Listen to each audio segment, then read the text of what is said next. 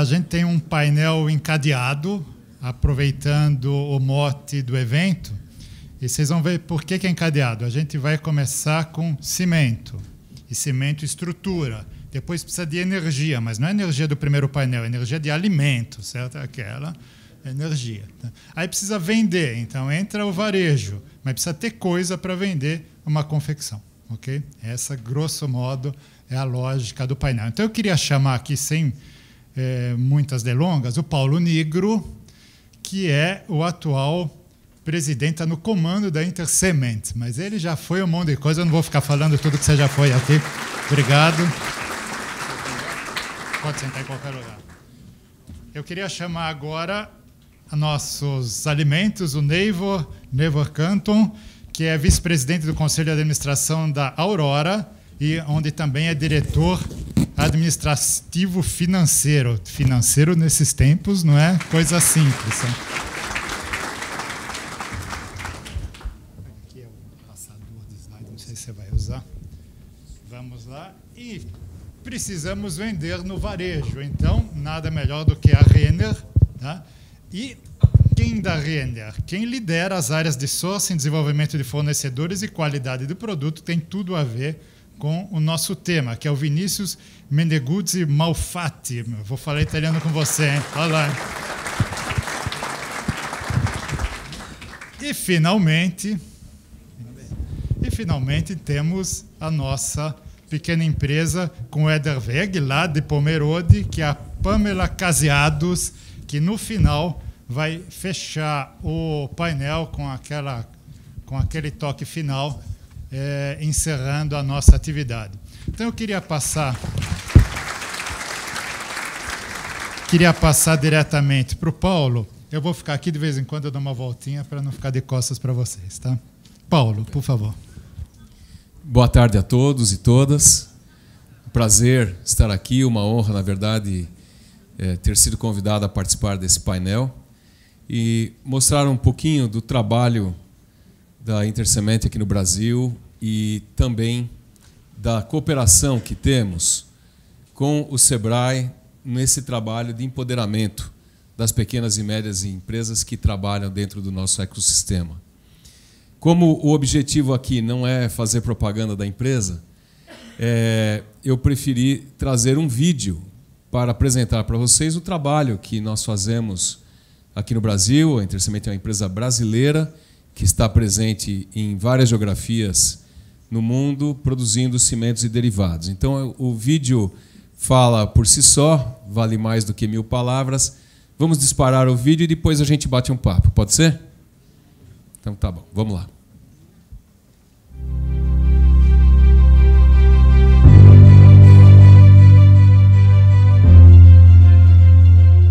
Conheça a Intercement, referência entre as maiores cimenteiras internacionais do setor.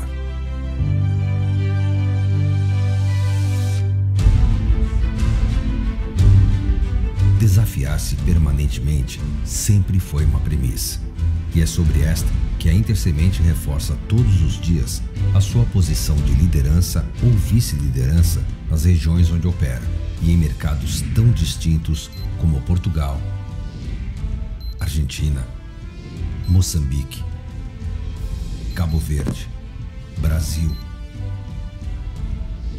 Paraguai, África do Sul e Egito. Conta ainda com a agilidade e capacidade de exploração de outras geografias por via de exportações relevantes a partir das suas operações em Portugal. O nosso esforço e os nossos resultados são o nosso orgulho. Sabemos onde queremos chegar, nos diferenciando junto aos clientes pelo nível de parceria e serviços. Reafirmaremos a nossa posição entre as 10 maiores e 5 mais sólidas e rentáveis empresas de perfil internacional do setor.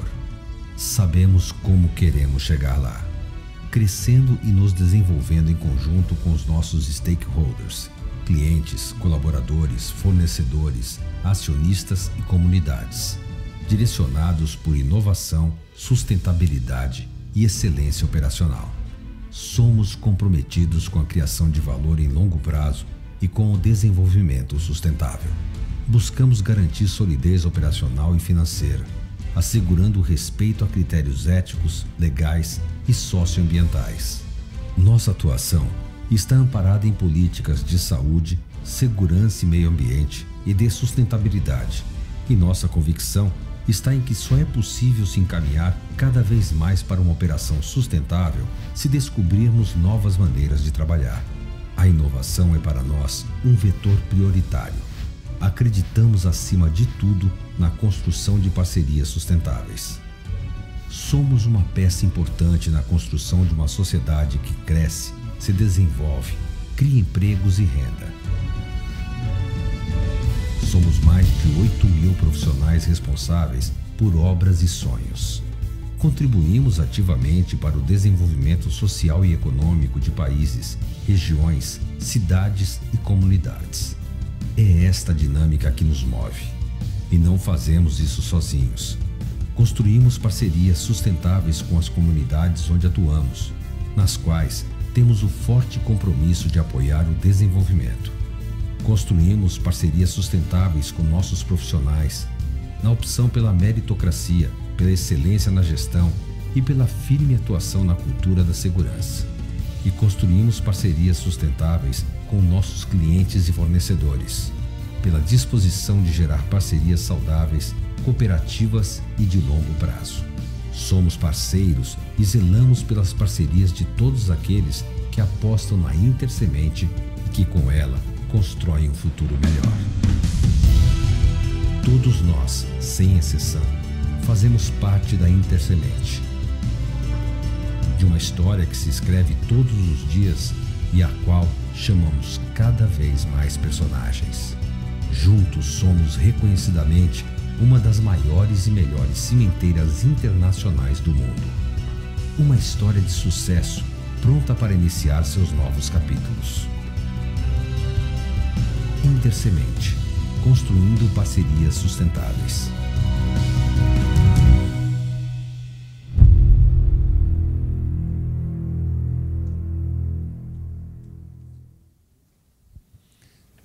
Muito bem. A tônica deste vídeo demonstra como parceria sustentável faz parte do nosso credo, do nosso dia a dia.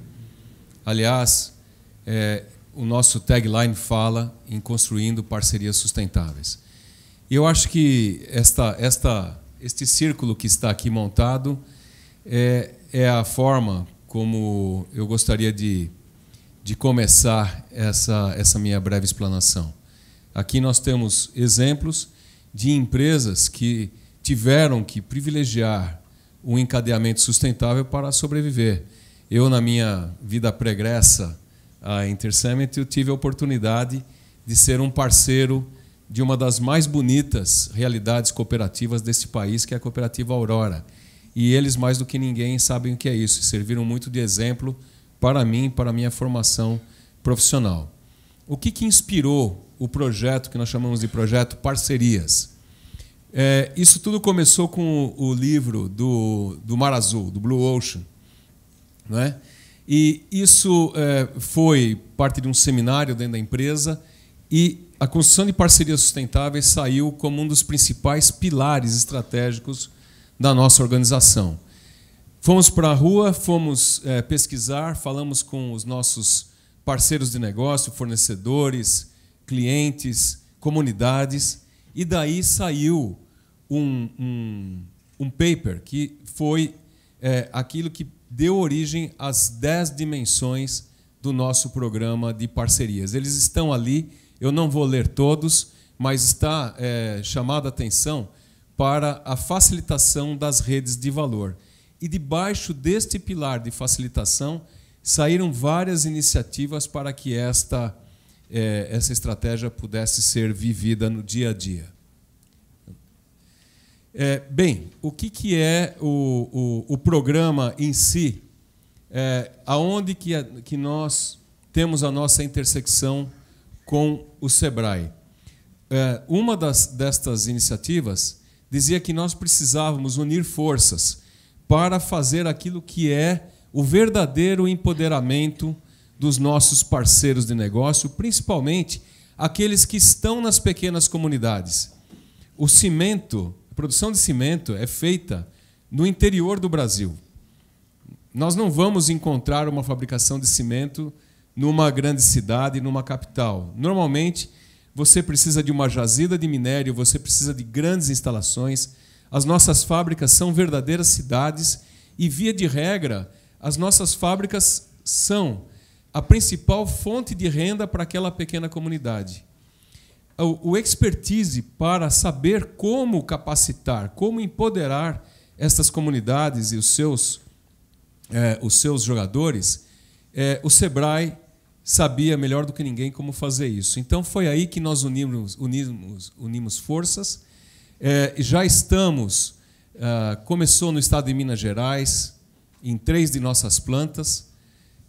O programa já é frutuoso, ele dá resultados. Nós temos mais de 60 pequenas e médias empresas engajadas, com resultados palpáveis, e daí, junto com o Sebrae, agora nós estamos expandindo para outros estados que formam aquela constelação que vocês veem ali pintando o mapa do Brasil, né? Só para dar um número, que é um número que para mim impressiona, foram mais de 2.600 horas de consultoria. Consultoria do quê?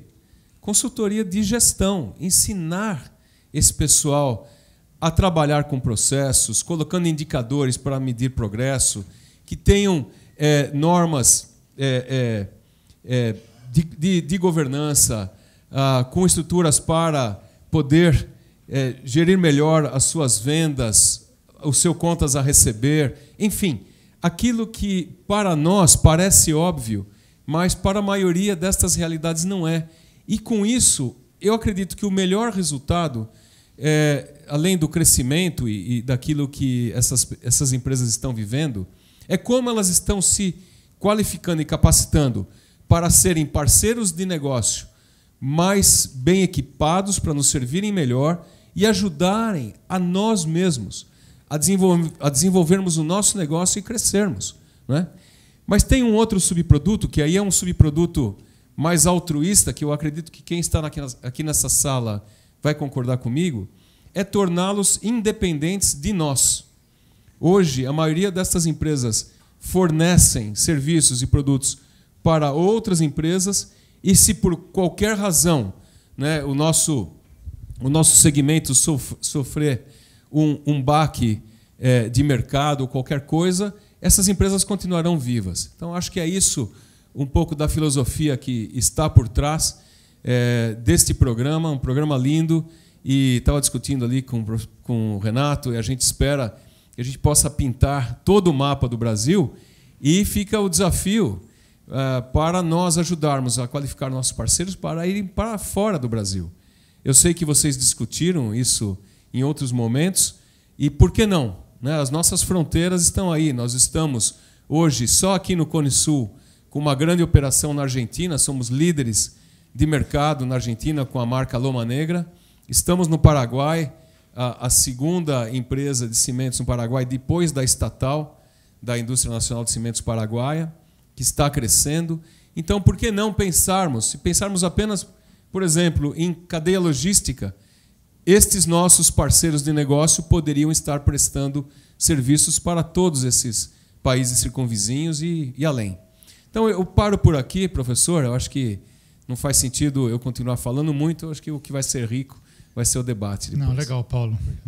Essa questão de internacionalização de empresas pequenas é absolutamente relevante. A gente só pensa em internacionalização das mega empresas, mas se a gente for pegar vários casos exitosos de empresas médias ou até pequenas, as italianas, por exemplo, com grande força na internacionalização, expandindo mercados, isso acho que é bem interessante. Bom, vamos mudar de cimento para alimentos, com Neiva. Neiva, por favor. Muito bom, boa tarde a todos. Saudar aqui com muito prazer os colegas que compartilham do espaço de exposição, o nosso professor, senhoras e senhores. Hoje nós nos encontramos aqui graças a essa oportunidade que o Sebrae nos oferece e podermos mostrar um pouquinho daquilo que também fazemos. Nosso Paulo nos ajudou já na introdução do tema. Muito obrigado pela tua generosidade. Na verdade, tivemos em tempos anteriores aí negócios em comum e certamente nos ajudou muito. Eu fui chamado a atenção pelo Paulo que aqui a gente não pode fazer marketing, propaganda do nosso negócio. Então, eu gostaria que não interpretassem o vídeo que nós vamos mostrar, são 3 minutos, mas que tem um sentido que se encaixa dentro do tema que a gente pretende aqui propor, né? Então, vamos conhecer a história do Pedrinho, que tem muito a ver com a história de qualquer filho de produtor rural, que são as empresas com as quais o Sebrae nos ensinou melhor a trabalhar. Então, gostaria que rodássemos aqui, por gentileza, um pequeno vídeo. Ô, Dudu, o que mais tem na lista aí? Tem queijo. Tem presunto. Guga, que selo é esse aqui na embalagem? Esse é o selo das mais de 100 mil famílias da Aurora.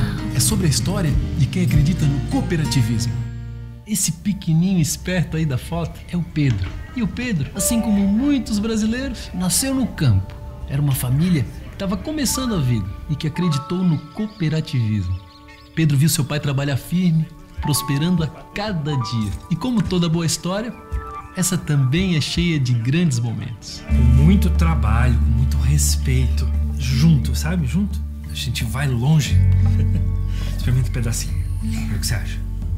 Gostoso?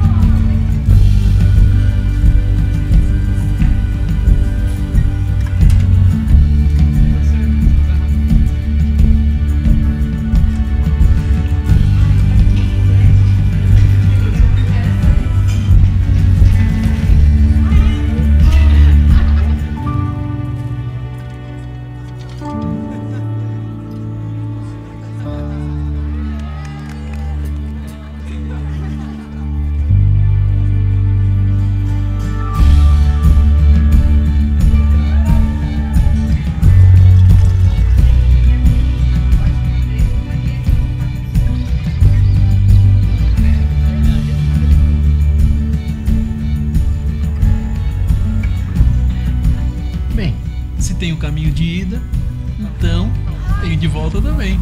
Isso é, no fim, a história das nossas vidas. Um desejo que todo mundo carrega: estar com quem a gente ama, estar em família.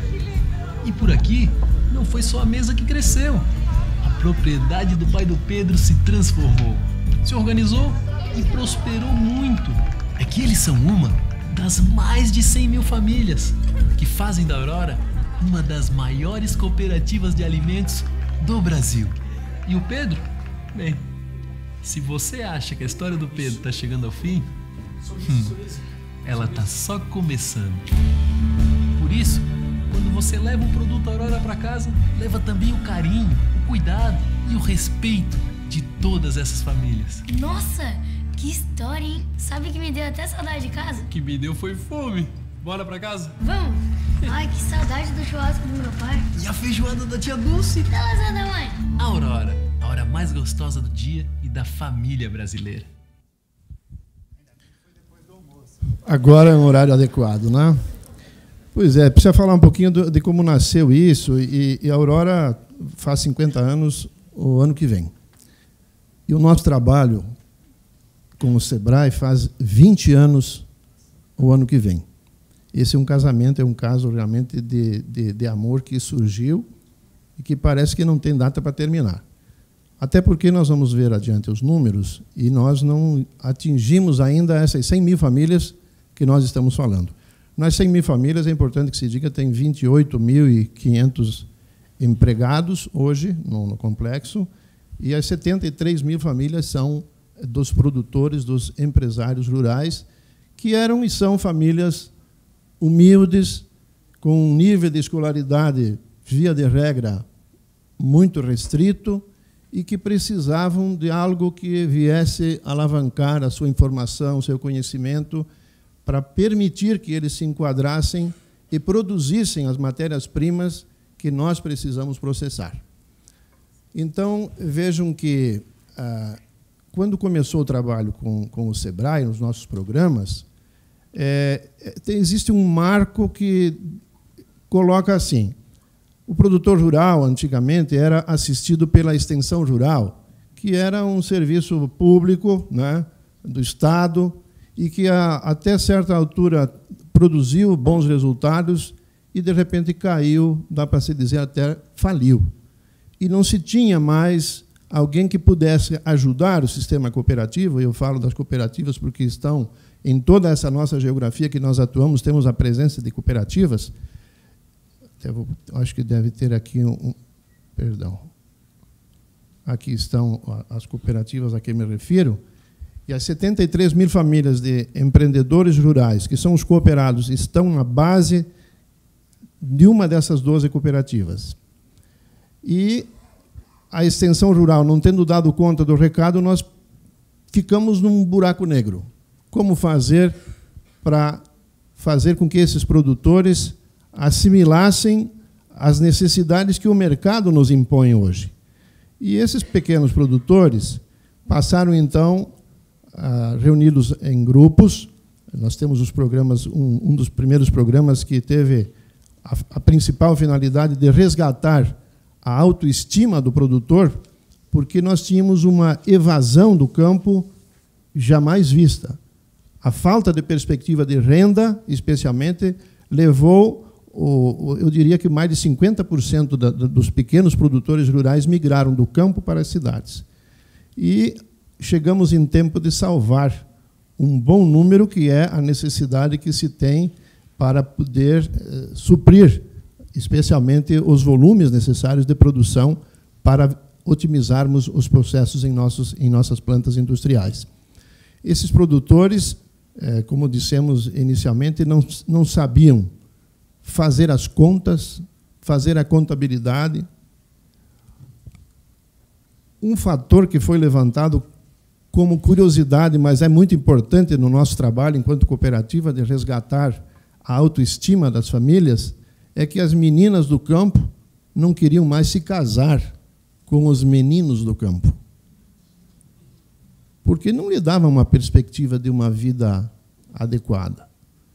E começou a sobrar os meninos nas propriedades e as meninas migrando para buscar outras perspectivas na vida. Esse jogo precisava ser virado. E esses programas que eu me referi, que o SEBRAE nos trouxe, carregava consigo uma metodologia de trabalho nunca vista, adequada àquilo que, de fato, era uma necessidade. A primeira etapa, então, que compreendia, eu falei o resgate da autoestima, mas, em outras palavras, poderíamos dizer que era a adoção das práticas de 5S na propriedade. Começamos a ganhar as meninas de volta, porque o que elas queriam? Queriam se sentir numa propriedade bonita, com dignidade, receber o namorado, além do mais, né? Para que o clima ali fosse de bom convívio com a família. Mas, em seguida, veio a segunda etapa, então, que era ensinar o produtor a fazer a própria contabilidade das suas atividades. As atividades no campo, o Paulo sabe disso, nasceram muito mais por imitação do que propriamente sabendo-se da sua viabilidade econômica. E, na imitação, um produtor ia bem e outro não ia bem. O que faltava? Faltava gestão. E essa gestão veio, então, com o programa do QT Rural, onde, hoje, ao visitar esses produtores já que passaram por essas etapas, você pode ver na exposição, nas suas instalações, seja galpão de frangos, seja de suínos, seja de leite, são as 3 atividades nas quais nós nos dedicamos no processamento. Esses produtores, hoje, sabem fazer a contabilidade do seu negócio. Eles apresentam o DRE e também sabem fazer um balanço da sua situação, do seu equilíbrio econômico. O ativo e o passivo. Hoje, eles sabem usar essas expressões e interpretar a sua verdadeira situação. Produtores que não foram para o banco da escola fazer o curso de contabilidade ou algo dessa natureza, mas o método proporciona que eles cheguem a essas conclusões. Pois bem, ao longo de 20 anos, então, nós tivemos 26.800 empresas rurais, do longo caminho que nós temos pela frente, que puderam já frequentar. E hoje, eles, dando continuidade para que esse trabalho não esmoreça, os produtores da mesma atividade se juntam, e nós chamamos isso de times de excelência, dentro da metodologia que o SEBRAE nos alcança, para que nós possamos, então, dar continuidade nas discussões das problemáticas que surgem a cada momento dentro das suas atividades. Então, reúne os produtores que trabalham com o grão, produtores que trabalham com suíno, produtores que trabalham com frango, produtores que trabalham com leite, entre si, formando esses grupos de estudos, de trabalho, de discussão, de convívio, onde eles buscam dar continuidade. Obviamente que, na carona disso, sempre há a presença dos técnicos das cooperativas e do SEBRAE acompanhando esse trabalho para permitir que as melhores discussões aconteçam, que os problemas sejam focados. E aí, nós, então, com esse alcance, olhando para essa jornada que nos espera, nós temos ainda um longo caminho a percorrer. Não temos dúvida de que, eu não abordei aqui a questão da atividade específica do leite, onde algumas ferramentas também foram introduzidas no território das cooperativas. Hoje se desenvolve uma das principais bacias leiteiras do Brasil, já o oeste de Santa Catarina já responde por uma grande produção. Produtores que produziam 20, 30, 50 litros de leite dia não tinham uma rentabilidade suficiente. Hoje, a média de produção já passa de 300 litros dia, depois de alguns anos de trabalho com esses produtores. Então, hoje eles já obtêm uma renda suficiente para fazer com que os filhos e as filhas busquem formação fora de casa, busquem a universidade, cursem lá uma agronomia, uma veterinária, e depois voltem para aplicar os seus conhecimentos nas suas próprias empresas, nas suas propriedades. Nós temos hoje a condição de apresentar aos nossos produtores e a quem conosco convive no dia a dia os resultados que esses produtores, ao adotarem práticas de gestão, se não tiveram grandes aumentos de receita operacional nas suas propriedades, tiveram muitas vezes mais ganhos com o fato da redução de custos. Notem como há espaços dentro dos próprios negócios para explorar os ganhos, muitas vezes, porque o mercado te impõe um preço final, o mercado não remunera de acordo com o teu custo, mas os custos foram sensivelmente reduzidos na medida em que passaram a adotar tecnologias que eram ensinadas e são ensinadas nessas oportunidades em que os produtores se reúnem. As práticas normalmente funcionam em grupos, onde os monitores do SEBRAE e das cooperativas os reúnem, discutem, e, mais do que visar apenas uma pessoa da família, toda a família normalmente é motivada a participar dessas práticas. Acabou-se o tempo em que existia um chefe de família, né? Aliás, a Constituição já extinguiu isso, né? Mas a prática tradicional, muitas vezes, era assim, onde no campo o homem era o chefe da família. Hoje, a família toda participa e dá, de fato, a oportunidade e o espaço para que o jovem tenha uma perspectiva. Então, além de melhorarmos sensivelmente a renda desses produtores, se criou uma expectativa de que as propriedades, as empresas rurais, passaram, a partir de agora, a ter a sucessão necessária, a continuidade que um empreendimento precisa ter. Paramos por aqui, estouramos o tempo, mas, em seguida, podemos prosseguir a nossa conversa. Obrigado, Neifor. E para vocês é absolutamente decisivo, porque é o fornecimento de matéria-prima e é decisivo para eles também, certo? Sem isso, nada funciona. É vital. Queria passar para a organização, que vai dar um aviso, tá? Os nossos comerciais, por favor.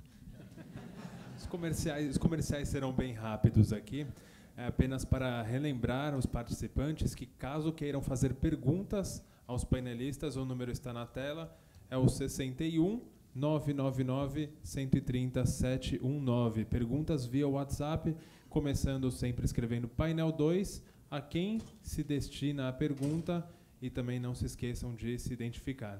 Podemos continuar com o senhor moderador. Muito obrigado. Obrigado. Façam perguntas, senão nós perguntamos entre nós, hein? Então, só não, mas isso não vale.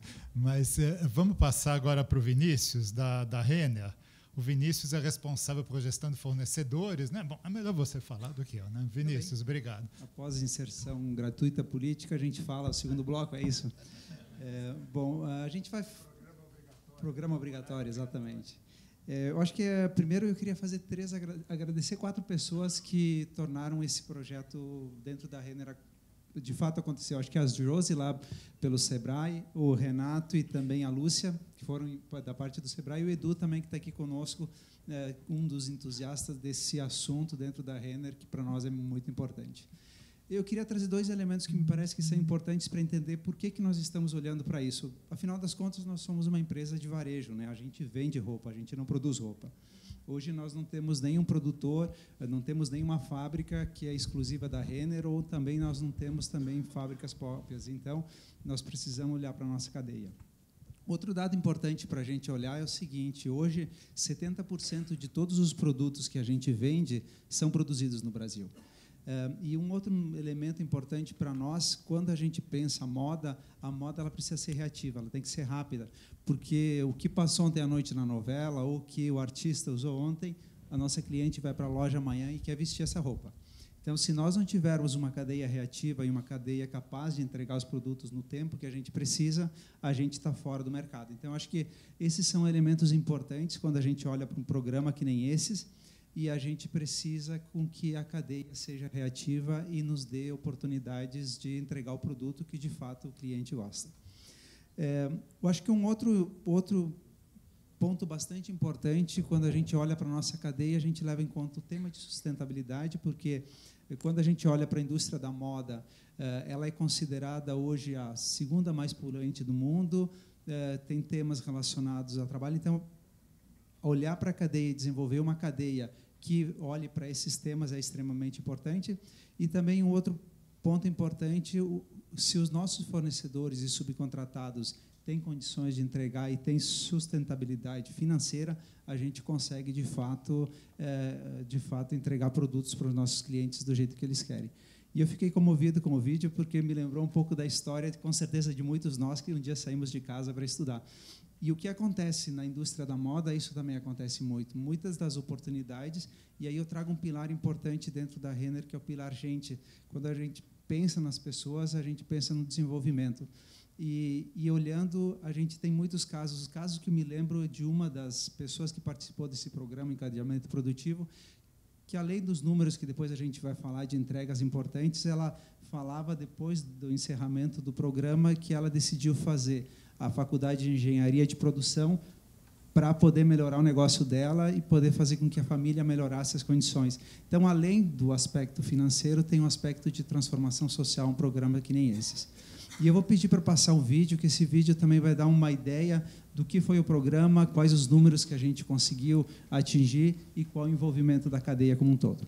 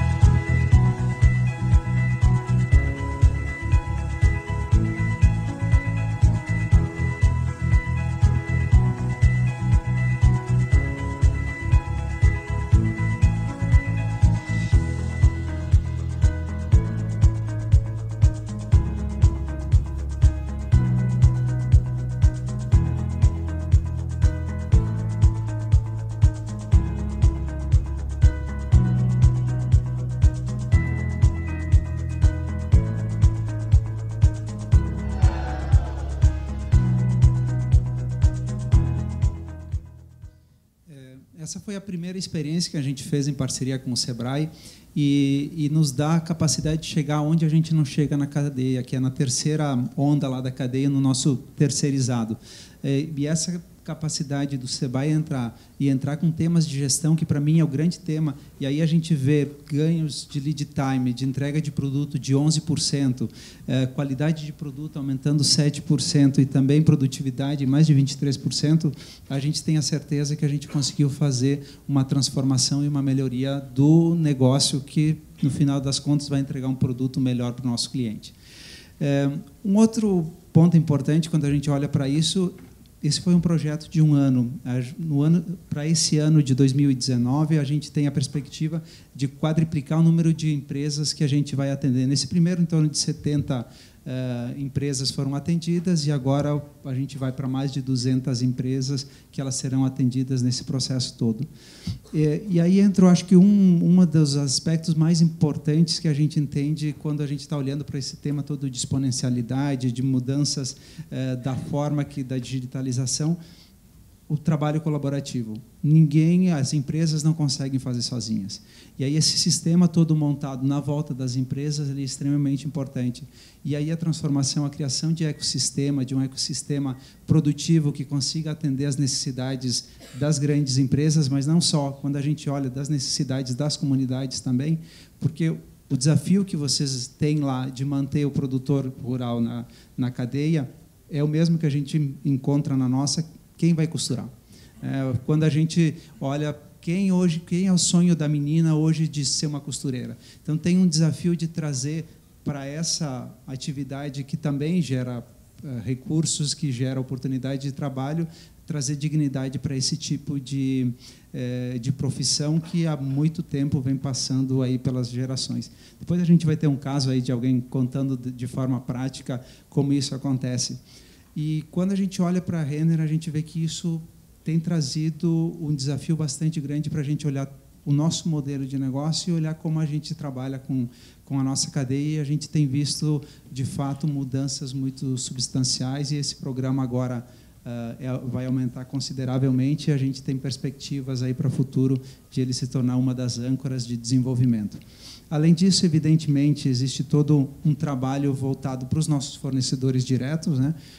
Com fornecedores estratégicos. Além disso, também programas junto ao FINEP de desenvolvimento, e aí entendendo muito nessa perspectiva de que a gente vai ter um crescimento como empresa. A gente tem o desafio como empresa de sermos a maior das Américas no setor, e para isso a gente precisa ter os melhores fornecedores das Américas para chegarmos lá, porque nós vamos continuar fazendo 70% da nossa produção no Brasil, e os 70% de produção no Brasil tem que ter um padrão de competitividade internacional. Então, é necessário melhorar, acima de tudo, a cadeia como um todo. Tem uma brincadeira que o Galol, nosso presidente, sempre faz, que eu acho que traz um tema de qualidade que para nós é importante. Ele diz que em torno de 80% de quem compra hoje nas nossas lojas são mulheres. E de fato, isso é fato, não é brincadeira. Mas a brincadeira que ele faz, os outros 20% normalmente são as mulheres, vão voltar a trocar as roupas que os homens erraram de comprar.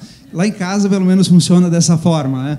E aí o ponto para mim, quando a gente olha para um programa que nem esses, é um tema de qualidade, porque a sensibilidade feminina em relação ao tema de moda, ela é extremamente importante, e aí a gente precisa, de fato, desenvolver isso na cadeia, e o programa com o Sebrae tem nos dado passos bastante consideráveis nessa direção. É isso. Obrigado, Vinícius. Bom, eu vou começar a animação aqui enquanto não chego às perguntas. As empresas são relativamente diferentes do negócio, a cadeia, o tipo de cadeia, certo? Mas eu queria colocar 2 pontos para vocês. Primeiro, você falou de reatividade. Eu me lembrei, meu pai vendia, a gente até conversou lá fora, meu pai era representante da Chapecó, aqui na cidade de São Paulo, e depois de Sananduva, né, da Majestade, que ficou mais... Mas eu ia de vez em quando lá nas minhas férias, lá na Santa Rosa, do lado do mercado municipal, aqui, vender um pouco também, era banha, caixa de 30 quilos de banha de porco, certo? Banha praticamente desapareceu. Tá? Hoje é gourmet, está voltando um pouco e tal, mas assim, é óleo de soja, né? Gourmet é bom.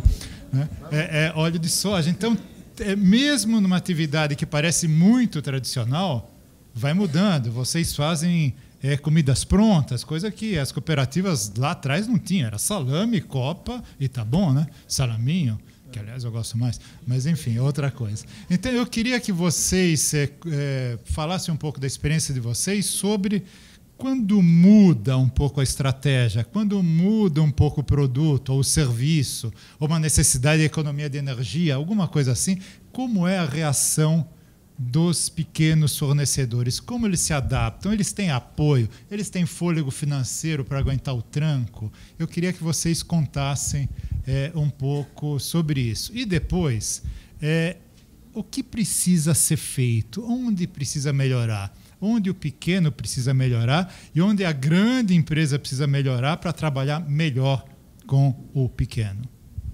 Eu posso começar? Provocou aqui com salame, etc., é comigo, né? Mas, assim, hoje os nossos produtores, os nossos empresários com os quais nós temos esses programas, quando eles alojam o pintinho de um dia, que vai virar frango, que vai para o mercado, ou quando eles alojam a matriz suína ou o leitãozinho pequenininho, eles já sabem qual é o destino que esse futuro produto vai ter. Porque os produtores são segregados por mercado. Então, é o japonês que vai comer esse frango, esse porquinho, é o norte-americano, é o europeu. Alguns desses mercados, muitas vezes, não funcionam com muita regularidade, mas o nosso pequeno empresário rural hoje, ele tem que aceitar, ele precisa aceitar as orientações, sob pena dele não ser partícipe desta oportunidade que o mercado oferece. Ele, por si só, não iria muito longe, porque ele não tem a capacidade de processamento e de comercialização. Então, esse é o papel que nos cabe fazer. E, então, o produtor, a partir do momento em que você tem um nível de comunicação adequado, informação, e o preparo do produtor é feito exatamente nesses programas que o SEBRAE nos traz. O De Olho na Qualidade, o QT Rural, os times de excelência. Hoje eles estudam o mercado para depois se voltar para dentro do seu empreendimento, adequar suas instalações, suas tecnologias para atender às demandas do mercado. Hoje nós temos no nosso portfólio de produto mais de 800 produtos distintos na linha de suínos, frangos e lácteos. A grande maioria dos processados voltados ao mercado interno. Mas hoje você precisa preparar uma comida pronta para o japonês comer. Aquela bandejinha pequenininha para uma pessoa, ou 2 pessoas, ou 3 pessoas, que se você vai num supermercado lá no Japão, você vai lá ver que lá eles adicionam mais alguma coisa e vendem as refeições prontas.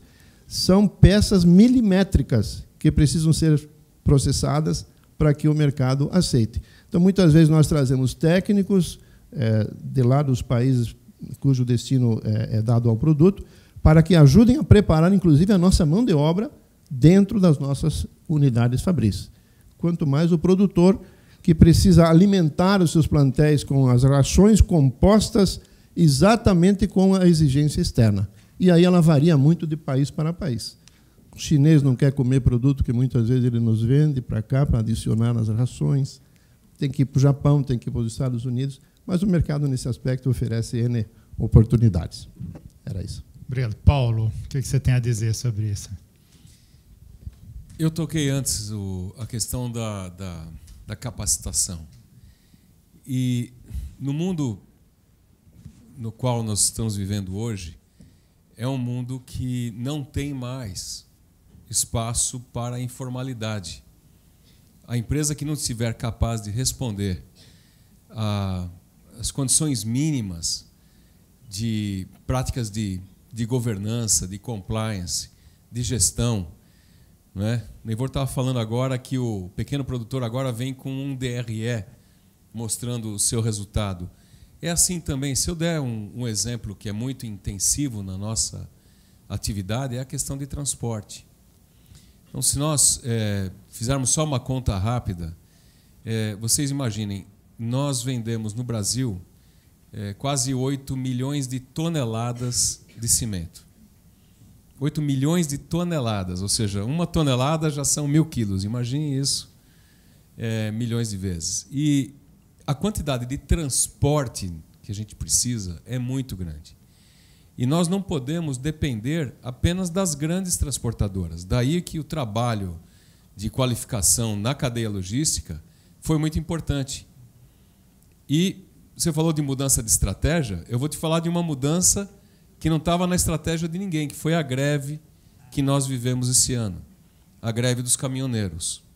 E foi graças ao trabalho feito pela nossa equipe de logística, que está aqui, em boa parte representada, de qualificação dessas empresas, que nós somos a empresa cimenteira que mais rápido saiu da crise.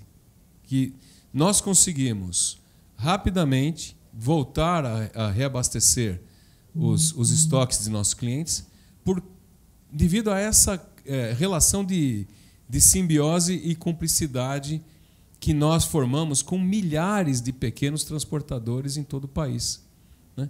Então, eu acho que essa cadeia é como a cadeia normalmente rompe no elo mais fraco, certo? Se você fortalece o teu parceiro pequeno, ela não rompe.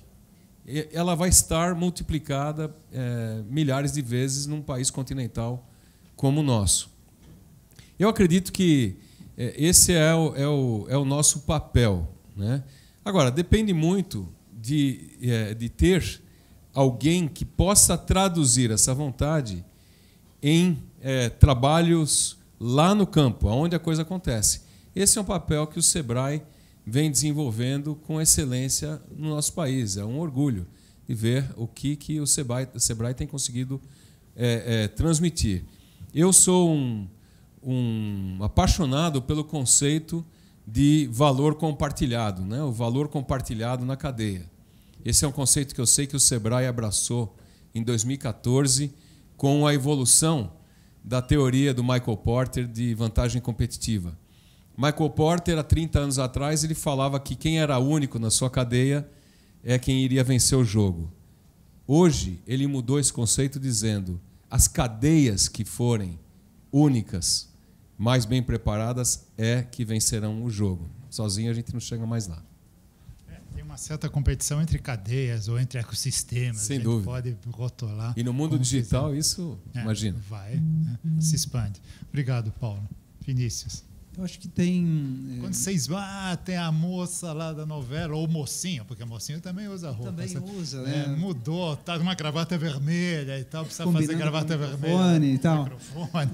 Mas eu acho que a gente sofre de situações muito parecidas ou tem benefícios das situações muito parecidas.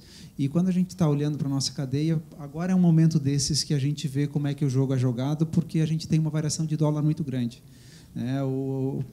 Quem estava trabalhando com o dólar a 13,30, redeado a 13,30, agora vamos chegar a um dólar aí a 4, e ontem fechou 4,10, por aí, em torno disso. Quando a gente olha para isso, na nossa cadeia a gente é extremamente sensível, porque no nosso caso, que concentramos 70% aqui no Brasil, a gente sofre muito, porque muitos dos nossos concorrentes compram muito fora. E quando a estratégia do dólar muda, eles voltam a competir dentro do mercado. Então, a demanda aumenta consideravelmente para os nossos fornecedores, e aí a gente existe uma canibalização dos fornecedores e assim por diante. E aí as estratégias de parceria de longo prazo, elas vencem nesses momentos. E aí a gente tem fornecedores que vêm há muito tempo, e isso que está sendo feito agora com o SEBRAE, a gente vê como uma dessas estratégias de longo prazo que nos vão dar sustentação para o futuro. Porque, pensando de novo, valor compartilhado, no momento bom, ok, estamos juntos, mas no momento da dificuldade também a gente vê quem de fato é parceiro. Então, esse é um ponto que para mim é extremamente importante quando a gente precisa olhar a longo prazo para onde a gente quer expandir os nossos negócios e com que parceiros a gente quer expandi-los e como a gente imagina que o crescimento de todos vai acontecer. A gente tem um programa chamado Crescendo Juntos dentro da empresa que foca exatamente isso. Nós queremos crescer, está na nossa missão crescer como empresa, mas para isso nós precisamos que os nossos parceiros de negócios cresçam conosco, senão é um crescimento insustentável. Não tem nas empresas de vocês aquilo, bom, mas por que a gente vai criar sarna para se coçar, trabalhar com um monte de pequenos negócios. Por que a gente não contrata um operador logístico que despeja cimento em qualquer canto? É um só, a gente se relaciona uma vez só, reduz o custo de transação. Não tem essa tração para centralizar? Isso é real? Já que você falou do cimento, sem dúvida você provavelmente otimizaria alguns processos, mas você aumentaria muito o risco, né? Eu lembro daquilo que eu falei antes. O nosso trabalho ele acontece em pequenas comunidades. O nosso relacionamento com essas comunidades é fundamental que ele seja nutrido, que ele seja frutífero, que ele seja de longo prazo. Então, essa é uma decisão empresarial. Você está certíssimo. A nossa decisão foi de diluir isso em pequenos e médios parceiros de negócio, deixando um legado de trabalho, um legado de gestão, de competência para essas comunidades e, eventualmente, quando eu falo eventualmente, eu acho que é um falso cognato, né? A gente fala no inglês, né? Eventually, quer dizer, um dia, a gente espera que essa roda nos beneficie também com um aumento de negócios e vantagem competitiva. Perfeito. É um valor que cria valor, de uma certa forma. No nosso caso, da Aurora, nós estamos tratando de um compromisso, de uma missão, porque nós somos o sistema cooperativo e o dono do empreendimento é o produtor.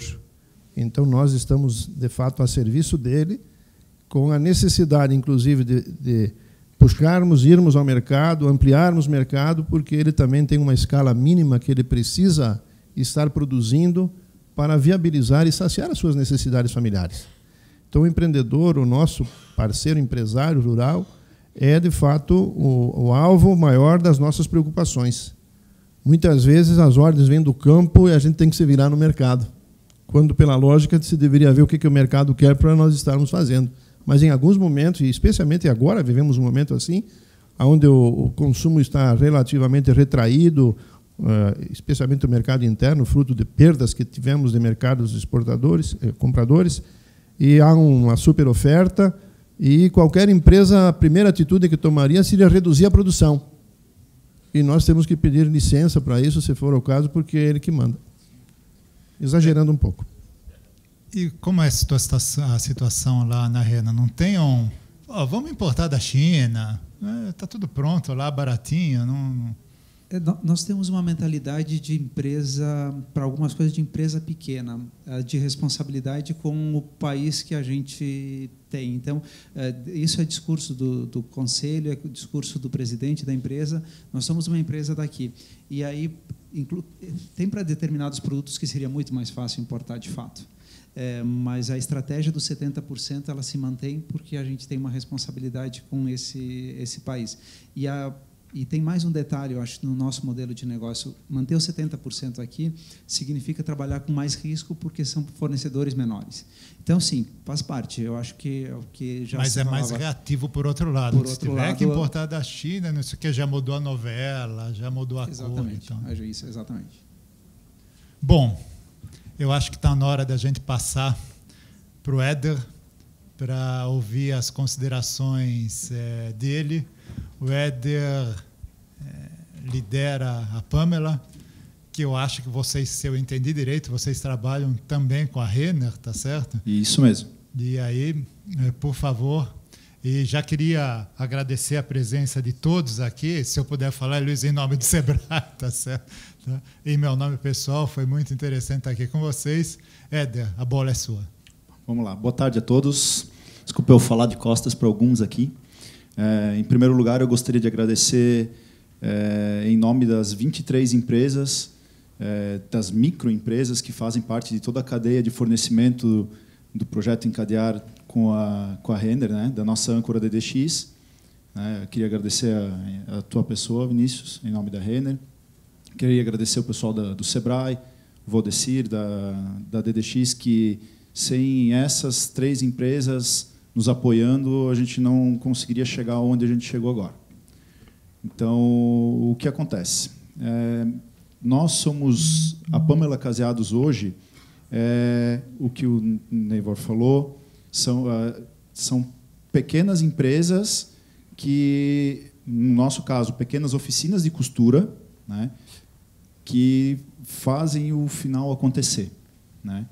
Então, exatamente no meu caso, na nossa empresa, nós vamos fazer, quando as senhoritas vão para a Renner, né, vão lá olhar a peça, vai causar um encantamento de vocês com aquela peça e querer comprar aquela peça e levar para casa. Então, esse é o nosso caso, né? Então, a nossa empresa tem 12 anos, dos quais 11 praticamente nós apenas sobrevivemos, né? Então, a gente apenas sobreviveu, porque a gente agora, em 2017, ano passado, a gente fez o quê? Assinou, sim, esse contrato, né, de prestação de serviços com a Renner, com o Sebrae. A gente aderiu ao projeto. Na época, a gente tinha 12 colaboradoras, né, 12 costureiras, que faziam toda a parte de acabamento, né? Então, a gente aderiu em 2017 a esse projeto, né? Iniciamos as capacitações em 3 fases: Lean Manufacturing, financeiro e gestão de pessoas. A parte do Lean Manufacturing, a gente trabalhou toda a parte de layout, né? Um ponto, inclusive, que vale salientar, a gente tinha, vamos supor, por uma gola polo, a gente tinha uma pessoa que trabalhava única e exclusivamente, botava lá dentro da empresa, tirava de uma máquina e botava para outra. Essa pessoa andava 45 passos dentro da minha empresa para fazer todos os processos.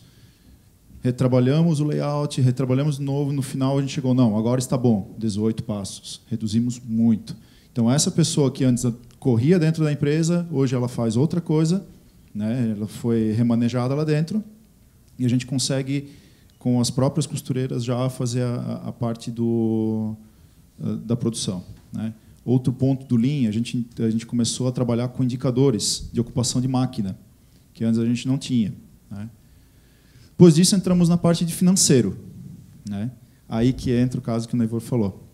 A apresentação de um DRE, um simples DRE, né?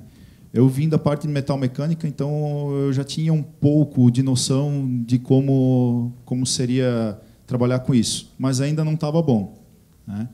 Então, quando a gente teve a oportunidade de entrar nesse projeto, falei, é isso que faltava para a gente e é isso que a gente precisa. Jogamos de cabeça e fomos lá. Então, abrimos as contas da empresa todas para o consultor e começamos a calcular o custo de serviço prestado, e toda essa parte de financeiro.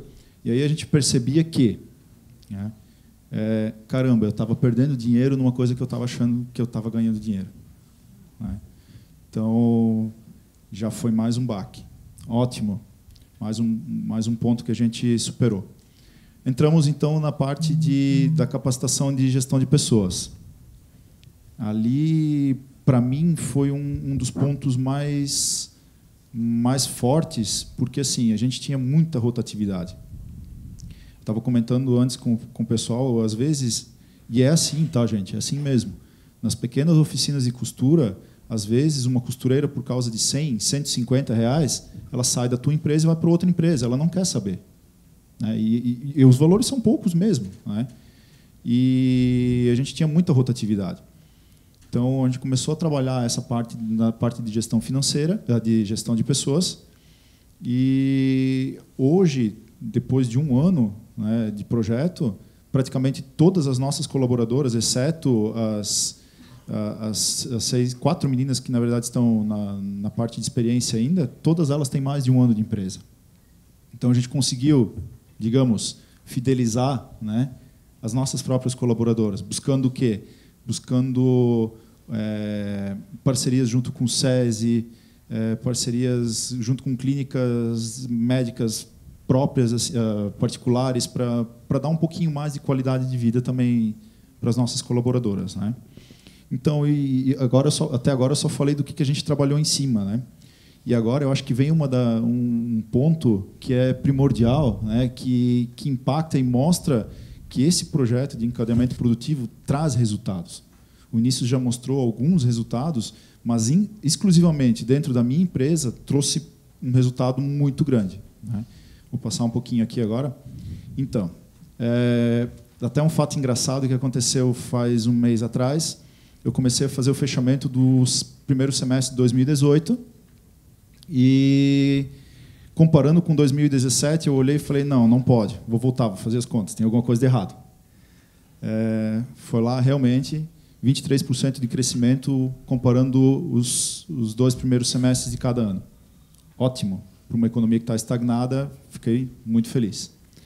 Outro ponto, sem investir em tecnologia, a gente aumentou 67% a nossa produtividade. Sem investimento em tecnologia. Reduzimos 22% do nosso retrabalho interno. Depois disso, o que aconteceu? Teve uma redução drástica no takt time do nosso produto, que impacta no teu tempo de reatividade, né? Que é o que você comentou antes, que você precisa produzir. Viu na televisão, no outro dia tem que estar na loja. Esse takt time das nossas peças, a gente teve uma redução, né? Pode parecer pouco, mas para uma microempresa, a geração de 6 novos postos de trabalho é muito. Hoje eu estava falando com o Eduardo da Render, ele comentou que mais ou menos umas 600 empresas fazem parte do portfólio deles de empresas que trabalham nessa parte, que são microempresas de oficinas de costura. Então, se a gente for olhar e fazer uma conta bem básica, se cada uma dessas empresas abriu novos 6 postos de trabalho, como aconteceu comigo, a gente está falando praticamente de 3.600, 4.000 postos de trabalho novos, né? Então,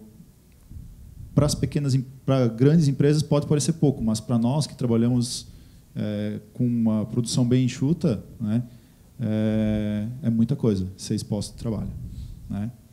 E aí, como eu falei, a parte da redução de rotatividade das colaboradoras, que foi um dos pontos mais importantes. Então, assim, a gente só tem a agradecer, né, tudo que a gente recebeu de treinamentos, agradecer o fato de vocês terem acreditado, né, vocês, eu digo, Sebrae, Renner, DDX, terem acreditado no pequeno empresário e mostrar que sim, é possível, né, a gente conseguir em um ano mudar a visão que uma empresa tinha, como eu falei para vocês antes. Por 11 anos, porque a gente tem 12 anos de empresa, 1 ano de projeto, né? Por 11 anos nós praticamente sobrevivemos, né? E agora a gente começa a ver uma luz no fim do túnel e não é um trem vindo, né? Então, é satisfatório,